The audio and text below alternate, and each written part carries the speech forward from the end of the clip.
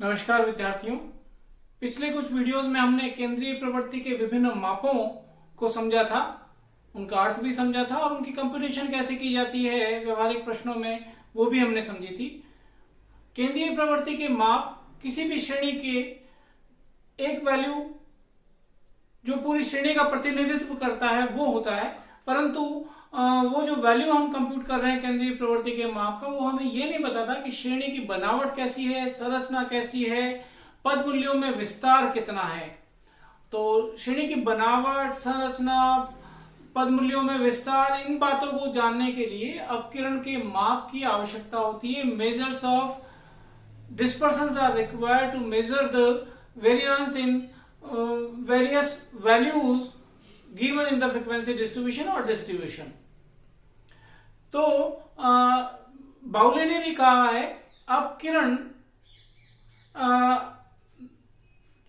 पदों के विचरण, अपकिरण पदों के विचरण या अंतर का माप है। जो भी पद दे रखे हैं, जो श्रेणी आपको वेरिएबल वाली यानी कि एक्स सीरीज दे रखी है, उसमें कितना विचरण है, उसमें उसकी सीमाएं क्या है, एक्चुअली कितनी सीमाएं हैं, कितना विचरण है, वो बताता है अपकिरण। इसी प्रकार से और डेफिनेशंस भी दी गई हैं, जिसमें ये कहते हैं कि केंद्रीय प्रवृत्ति के माप से दोनों ओर पद मूल्यों का फैलाव कितना है, बिखराव कितना है, विचरण कितना है। तो वास्तव में दो प्रकार की बातें हो गई यहां पर। अपकिरण एक तो चर मूल्यों में न्यूनतम और अधिकतम मूल्यों में कुल मिला के रेंज कितनी है, इसको ज्ञात करने का तरीका हो गया, माप उसका हो गया। और केंद्रीय प्रवृत्ति का मूल्य कोई एक वैल्यू पहले हम ज्ञात कर लें केंद्रीय प्रवृत्ति का, और उससे फिर विभिन्न जो मूल्य दे रखे हैं, चर मूल्य दे रखे हैं, उनमें फैलाव कितना है, बिखराव कितना है। तो इसको मापने के लिए भी अपकिरण या अपकिरण की विधियां काम में आती हैं।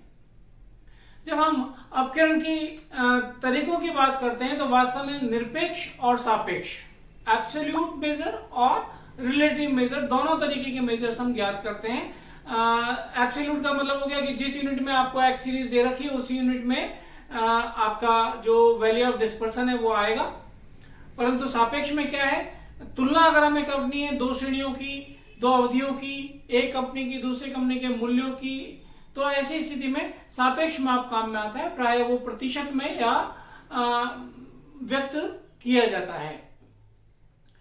अपकिरण को मापने की विभिन्न विधियां हैं, उसमें मुख्यतः संख्यात्मक विधियां हैं और बिंदु रेखीय विधि भी है, जिसमें लॉरेंज कर्व वक्र ज्ञात किया जाता है। तो बिंदु रेखीय विधि एक है, लॉरेंज कर्व, और उसके अलावा जो विधि है वो है संख्यात्मक विधियां।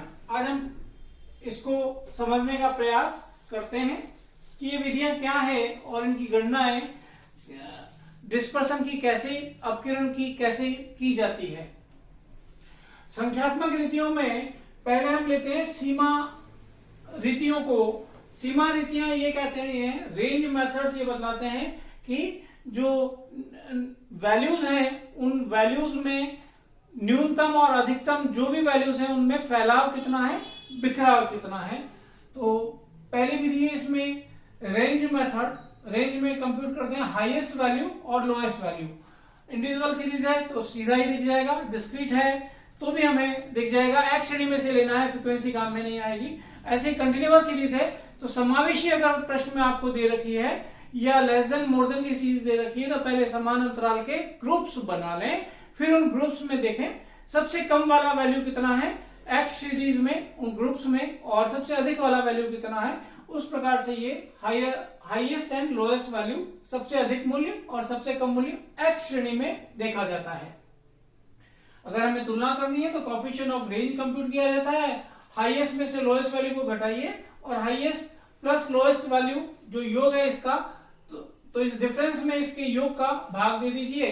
और अगर मान लो दो श्रेणियों में तुलना हमें करनी हो तो ये हर बार इसी तरीके से इसका इंटरप्रिटेशन बनेगा कि अगर कोएफिशिएंट किसी भी मेथड से आए, अगर ये पहली श्रेणी का 0.8 और दूसरी श्रेणी का सपोज मान लें कि 1.2 है, तो ये चूंकि बिखराव को माप रहा है, मतलब इस वाली श्रेणी में बिखराव या फैलाव अधिक है, इस वाली श्रेणी में बिखराव या फैलाव दूसरी श्रेणी की तुलना में कम है। तो ये अगर सापेक्ष माप हमने कंप्यूट कर लिए हैं तो तुलना सापेक्ष मापों के आधार पर इस प्रकार से हमेशा ही की जाएगी।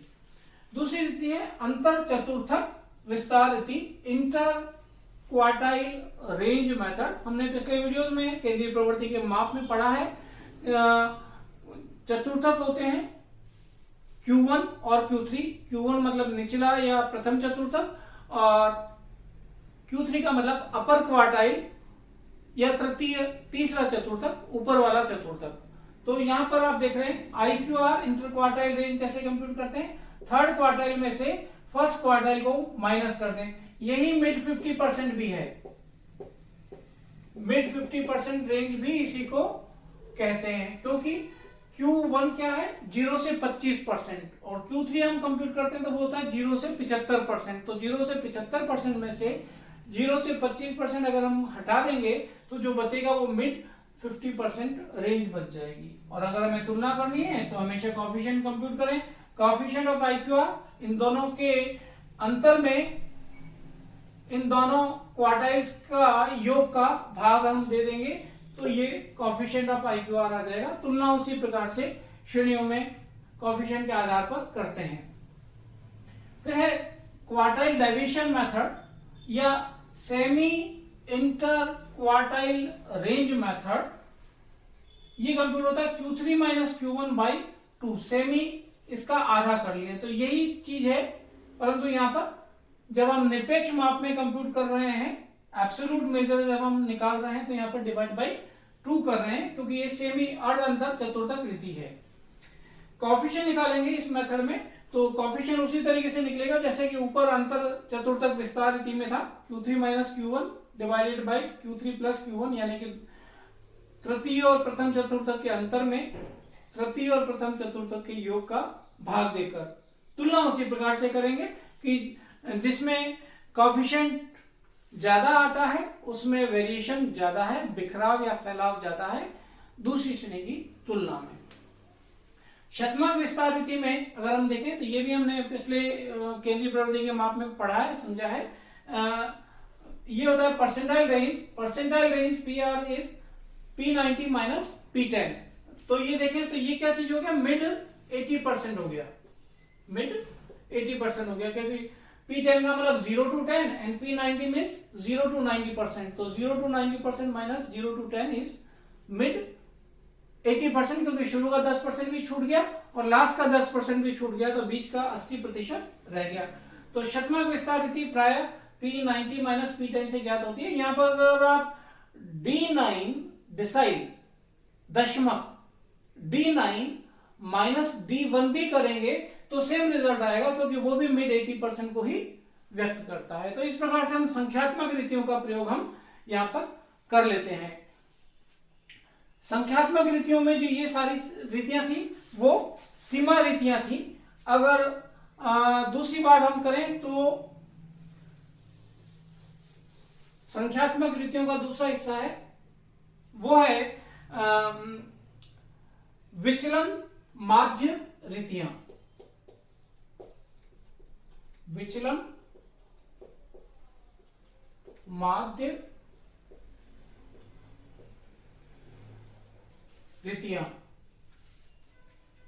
Methods of average deviation. ये दो प्रकार की रीतियां हैं। पहली जो रीति है वो है माध्य विचलन,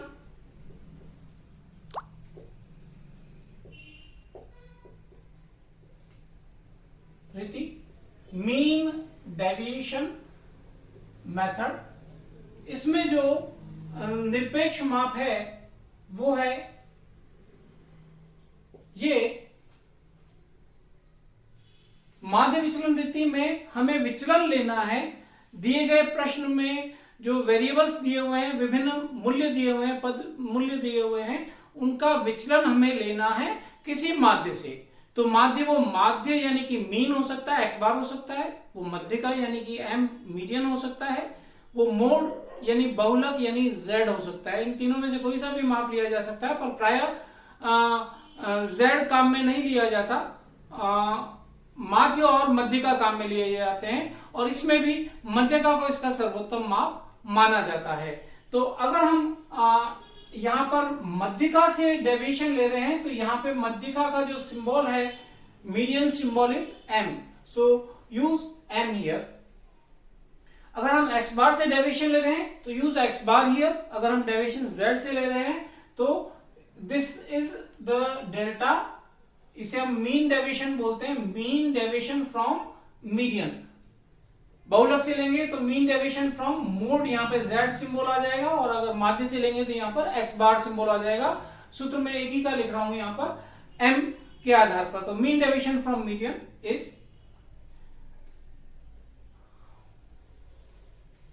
अगर हम फार्मूला काम में ले इसका मीन डेविएशन का, तो मीन डेविएशन के फार्मूले में बहुत सारी रीतियां दे रखी हैं और हम उन सारी रीतियों का प्रयोग नहीं करें और केवल एक लघु रीति का अगर हम प्रयोग कर लें तो समेशन, देखिए श्रेणियां भी 3 प्रकार की होती हैं। इंडिविजुअल में आवृत्तियां नहीं होती, डिस्क्रीट और कंटिन्यूअस में आवृत्तियां होती हैं। तो पहले मैं एक बार अभी ये फार्मूला लिख रहा हूं, वो इंडिविजुअल श्रेणी के लिए लिख रहा हूं। समेशन x सीरीज के लिए काम में आया है, x a minus summation x b, ये सिंबॉलिक a और b, इसका मतलब हम अभी देखते हैं, minus bracket N A minus N B bracket close, यहां पे मल्टीप्लाई करना है इसको, डिवाइडेड बाई n। अगर यहां पर मीडियन से हम डेविएशन ले रहे हैं तो यहां पे मल्टीप्लाई मीडियन से करना है। यहां पर अगर हम डेविएशन मीन से ले रहे हैं तो मीन से मल्टीप्लाई करेंगे, और अगर डेविएशन हम z यानी बहुलक से ले रहे हैं तो यहाँ पे z से मल्टीप्लाई करेंगे। तो इंडिविजुअल सीरीज में ये फार्मूला है कंप्यूट करने का। अब बात है कि समेशन XA और XB क्या है, तो चूंकि हम डेविएशन किससे ले रहे हैं, मीडियन से, तो जो x श्रेणी दे रखी होगी उसमें से हम मीडियन की वैल्यू को माइनस अपने को करना है, ऐसा सोचते हैं, ऐसा नहीं है। हमें ये करना है कि x श्रेणी के बीच में मीडियन कहां है ये देखेंगे, x श्रेणी में मीडियन कहां पर है। अगर ये लगातार बढ़ते क्रम में है तो मीडियन जहां पर अवस्थित है उससे छोटे मूल्य x श्रेणी के और उससे बड़े मूल्य x श्रेणी के। जो छोटे मूल्य हैं उसके लिए बिलो सिंबल काम में आता है, तो इन सब का जब हम योग करेंगे तो ये कहलाएगा समेशन XB, और इन सारे वैल्यूज का जब हम योग करेंगे जो कि बड़े हैं, बराबर है, उसको छोड़ देंगे। मीडियन के ठीक बराबर अगर कोई मूल्य है x श्रेणी में तो उसको छोड़ देंगे, केवल हम बिलो एंड अबव की बात कर रहे हैं, समेशन XA ये कहला जाएगा। इसी प्रकार से NA और NB क्या है, तो ये कुल मिला के कितने पद मूल्य हैं, 1 2 3 या 4 या 5 जितने भी हैं उनको हम गिन लेंगे। इंडिविजुअल सीरीज है तो इसको हम NB कहेंगे, और ये जितने भी पद मूल्य यहां पर हैं उनको हम गिन लेंगे, उसको हम कहेंगे NA। और कुल मिला के n कितने हैं, तो ये जितने भी मूल्य हैं इंडिविजुअल सीरीज में इनको गिनकर हम यहाँ पर n का मान प्रतिस्थापित कर देंगे। तो इस प्रकार से हम माध्य विचलन ज्ञात कर सकते हैं इंडिविजुअल सीरीज में। m है तो m से ये कट ऑफ करेंगे x सीरीज को। अगर x बार से हम डेविएशन लेना चाहते हैं, मीन डेविएशन फ्रॉम मीन अगर है तो यहाँ पर m की जगह पर x बार देखेंगे इसमें कि x बार कहां पर है, और z लेना चाहते हैं तो z लिखेंगे। इसका मतलब पहले केंद्रीय प्रवृत्ति का उस माप को ज्ञात करना है जिससे कि मीन डेविएशन कंप्यूट किए जाने हैं। x श्रेणी को अबव और बिलो, फ्रॉम दैट वैल्यू हमें डिसाइड करना है। अगर ये श्रेणी डिस्क्रीट और कंटिन्यूअस में से कोई एक होती तो क्या होता, उनमें फ्रीक्वेंसी और होती, आवृत्तियों की श्रेणी और होती। सूत्र यही है, देखिए मैं केवल एक परिवर्तन कर रहा हूं इसमें कि समेशन के ठीक बाद में f लगा रहा हूं। क्यों? क्योंकि डिस्क्रीट सीरीज अगर है और कंटिन्यूअस सीरीज अगर है तो उसमें आवृत्तियां होंगी। फिर Na और Nb ऐसे ही रहने दें, क्योंकि आप जानते हैं कि फ्रीक्वेंसी वाली श्रेणी में n क्या होता है, समेशन f। तो यहां पर आप चाहें तो समेशन fa लिखें एंड समेशन fb लिखें, या Na या Nb लिखें, दोनों चीजें चलेगी। अब fx क्या है, तो अगर एक्स श्रेणी में दे रखी है, एफ श्रेणी में दे रखी है, तो एक एफ एक्स श्रेणी में बनानी है। उसमें अभी भी बात वही है कि अगर हमें डेविएशन मीडियन से लेने हैं, mean deviation from median compute अगर किया जाना है, माध्य विचलन मध्यिका से अगर कंप्यूट किया जाना है, तो सबसे पहले मीडियन की वैल्यू ज्ञात करेंगे हम उसी तरीके से, डिस्क्रीट में जिस तरीके से हमने पहले सीखा है, और कंटिन्यूअस में कंटिन्यूअस वाले फार्मूले से कंप्यूट कर लेंगे।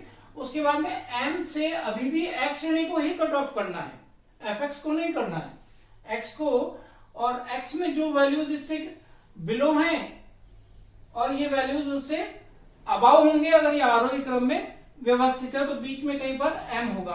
अगर एम के एग्जैक्टली इक्वल कोई वैल्यू एक्स सीरीज का है तो उसको हम छोड़ देंगे, उसका अबाव और बिलो में शामिल नहीं करेंगे। अब इनसे संबंधित जो ये मूल्य एफ के हैं, ये समेशन एफ बी या एन बी कहलाएंगे, और जो मूल्य इनसे संबंधित हैं वो समेशन एफ ए या एन ए कहलाएंगे, जो कि यहां पर लिखने के काम आ जाएंगे।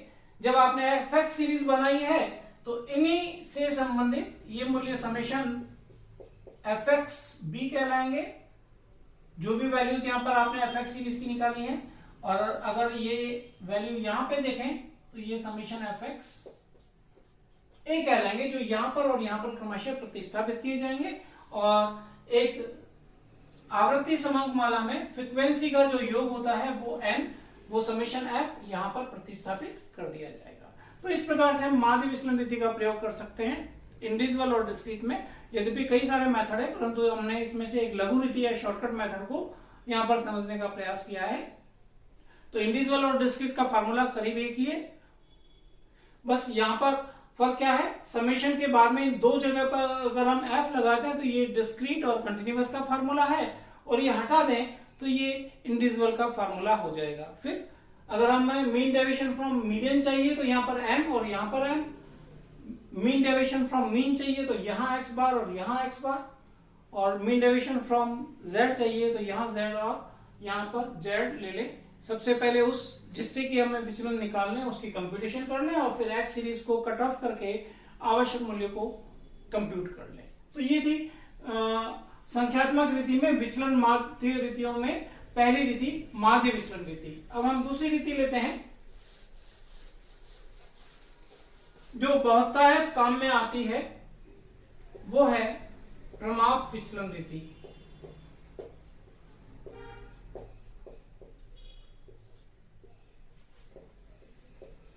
इससे पहले कि मैं इसको एक्सप्लेन करूं तो मैंने पहले भी बोला था कि ये सभी संख्यात्मक रीतियां हैं, और इसके अलावा एक बिंदु रेखीय प्रवृत्ति रीति और है जिसमें लॉरेंस कर्व या वक्र बनाया जाता है सीरीज के आधार पर। प्रमाप विचलन रीति या स्टैंडर्ड डेविएशन मेथड में प्राय इसमें विधियों का उपयोग उसी तरीके से किया जाता है जिस तरीके से एक्स बार की कंप्यूटेशन करते हैं। अगर एक्स बार में हम लघु रीति काम में ले रहे हैं तो इसमें भी लघु रीति सजेस्टेड है, एक्स बार में हम पद विचलन रीति काम में ले रहे हैं तो इसमें भी पद विचलन रीति सजेस्टेड है, और एक्स बार में अगर हम डायरेक्ट मेथड काम में ले रहे हैं, प्रत्यक्ष रीति काम में ले रहे हैं, तो इसमें भी प्रत्यक्ष रीति काम में लेना सुविधाजनक रहेगा, इससे हमारी कैलकुलेशंस कम हो जाएंगी।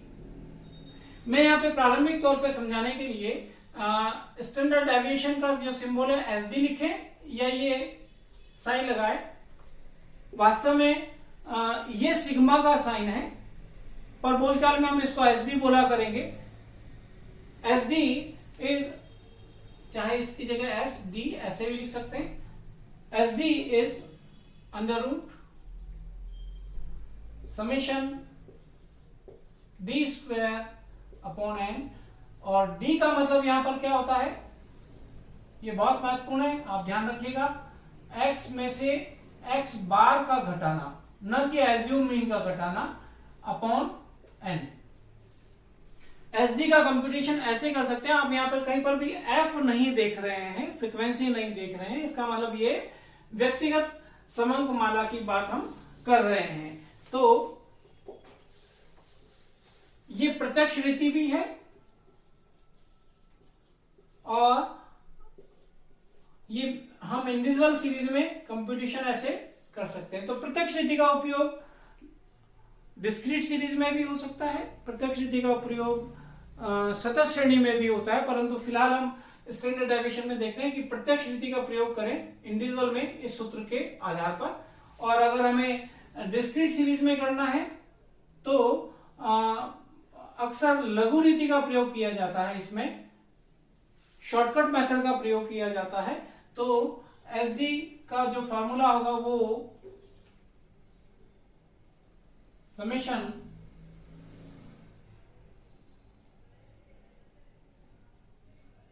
एफ डी स्क्वायर, नीचे सिंबॉलिक एक्स है ये, upon N minus summation F D X symbolic X है अपॉन एन का होल स्क्वायर।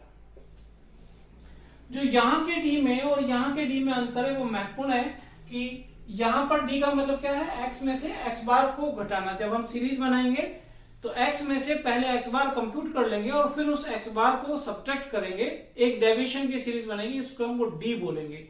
जबकि यहां पर क्या हो रहा है कि हमने dx कंप्यूट किया है, ये dx वो है जो हम पहले भी कंप्यूट करके आए हैं, x minus A as you mean से। तो हम एक सीरीज डेविएशन की बनाएंगे x माइनस ए से, तो ये लघु रीति में यहां पर प्रतिस्थापित होगा। तो d सीरीज बना के फिर उसका होल d के बाद में उसका d स्क्वायर करेंगे, फिर उसको f से मल्टीप्लाई करके एक सीरीज और बनाएंगे, फिर उसका योग करेंगे, वो ये कहलाएगा। समेशन जब भी लगा हुआ हो आप याद रखें कि उसके बाद में जो भी वैल्यू लिखी हुई है वो एक सीरीज के रूप में होनी चाहिए। यहां पर समेशन एफ डी एक्स मतलब ये सीरीज के रूप में होना चाहिए, यानी कि अगर प्रश्न में आपको एफ की एक सीरीज दे रखी है, एक्स की एक सीरीज दे रखी है, तो इस एक्स की सीरीज के आधार पर पहले आप dx कंप्यूट करो x माइनस ए अप्लाई करके, उसके बाद में f को dx से मल्टीप्लाई कर लो,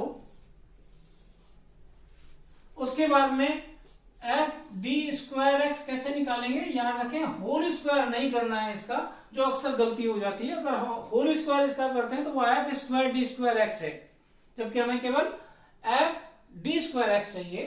तो ये जो एफ डी एक्स आ चुका है पहले, ये वाला, इसको किससे मल्टीप्लाई करें, डी एक्स से मल्टीप्लाई कर दें, तो ये हो जाएगा एफ डी स्क्वायर एक्स। तो एफ डी स्क्वायर एक्स का योग जब हम करेंगे तो यहां पर आ जाएगा, एफ डी एक्स का योग करेंगे तो यहां पर आ जाएगा, फ्रीक्वेंसी का योग करेंगे उसको हम एन कहते हैं, वो यहां पर आ जाएगा। तो प्राय डिस्क्रीट सीरीज अगर है तो लघु रीति का प्रयोग करते हैं। फिर वापस बोलूंगा मैं कि लघु रीति का प्रयोग इंडिविजुअल में भी कर सकते हैं और लघु रीति का प्रयोग कंटिन्यूअस सीरीज में भी कर सकते हैं, पर बहुतायत ये डिस्क्रीट सीरीज के लिए काम में आती है, खंडित श्रेणी के लिए काम में आती है। तो ये खंडित श्रेणी हो गया, डी मतलब खंडित श्रेणी। तीसरा हम ले रहे हैं सी कंटिन्यूअस सीरीज। प्राय कंटिन्यूअस सीरीज में पद विचलन रीति का प्रयोग किया जाता है। पद विचलन रीति की एक विशेषता आपको मालूम है कि अगर x श्रेणी में अंतर समान है तभी पद विचलन रीति का प्रयोग किया जा सकता है। If i is equal for every two consecutive values of x series, तो ही हम इसका उपयोग हम कर सकते हैं। अगर ऐसा है तो ऐसी स्थिति में समेशन एफ डी एक्स, ऊपर देखिए ये डैश है, डैश और फिर स्क्वायर है, D dash square X upon N minus summation F D dash X upon N का होल स्क्वायर, और इस रूट के बाद में अंडर रूट के साइन के बाद में इसको मल्टीप्लाई करें किससे, आई से।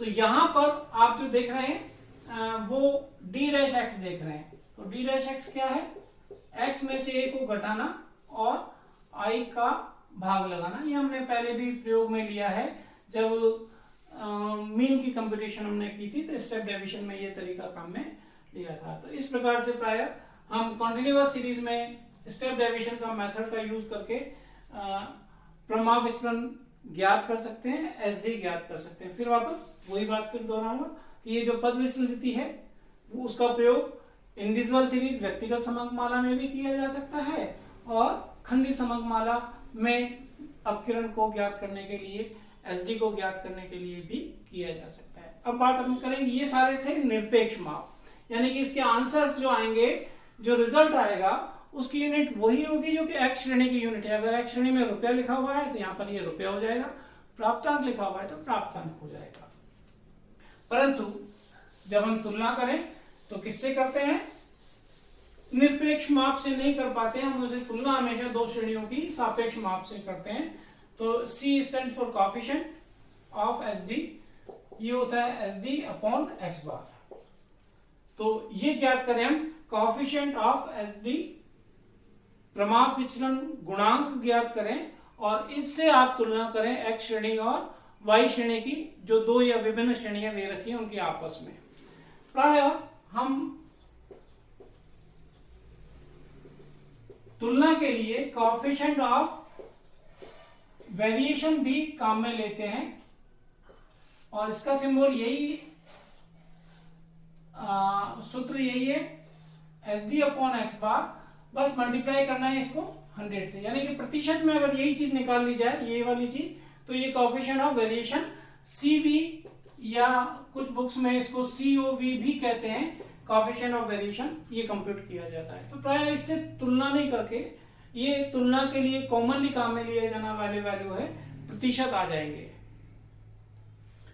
SD upon x bar multiply by 100। अभी भी ये वेरिएशन का माप है। अगर दो श्रेणियों का मैं प्रतिशत बोलूं, पहले श्रेणी का 80% और दूसरे श्रेणी का 90%, तो दूसरी वाली श्रेणी जिसमें 90 आया है उसका कोएफिशिएंट और वेरिएशन 90% है। इसका मतलब उस श्रेणी में वेरिएंस ज्यादा है, वेरिएशन ज्यादा है, तो ज्यादा वेरिएशन है वहां पर, और पहली वाली श्रेणी में कम वेरिएशन है। तो इस बातों को ध्यान में रखते हुए हम अपकिरण के विभिन्न मापों की गणना करते हैं। यहाँ पे अंत में यद्यपि माप तो नहीं है, परंतु फिर भी मैं एक संबंध आपको बताना चाहूंगा कि SD का अगर हम स्क्वायर कर लें तो ये V विचरण के बराबर, विचरण या प्रसरण दोनों एक ही बात है, विचरण या प्रसरण के बराबर हो जाता है।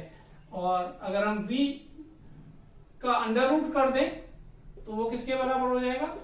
SD के बराबर हो जाता है। तो इसका मतलब प्रश्न में अगर कभी सीधे ही ये मूल्य विचरण या प्रसरण मिल जाए तो आपको केवल उसका अंडर रूट करना है, तो उससे आपको सीधा ही SD प्राप्त हो जाएगा।